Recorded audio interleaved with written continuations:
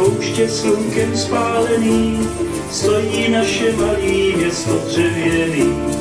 Jednoho dne právě čas oběda byl, se na kraji města jezdec objevil. Měl černý sombrero, na něm bílej prach, pod ním hadí oči, ze kterých šel strach. Místo cigarety měl v ústech růží, na stegnech pouzdra křestíších kůží.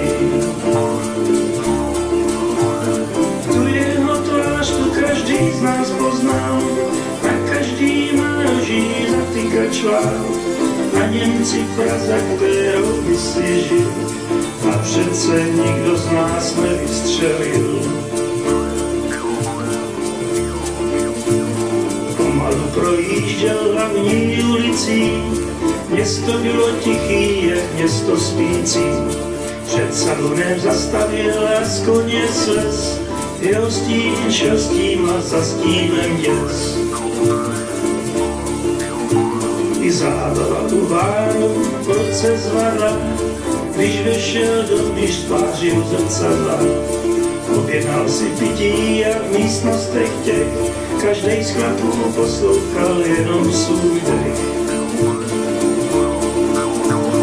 Tu jeho tvář, tu každý z nás poznal, na každý má roží zatykač vál. Na něm cifra, za kterou by si žil, a přece nikdo z nás nevystřelil. Jenom se usmál a dopil svůj drink mexickým dolarem o půl cink.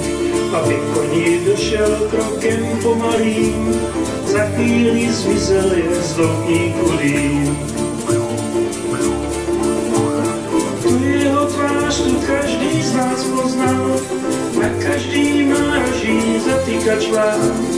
Na něm cifra, za kterou by si žil, a přece nikdo z nás nevystřelil.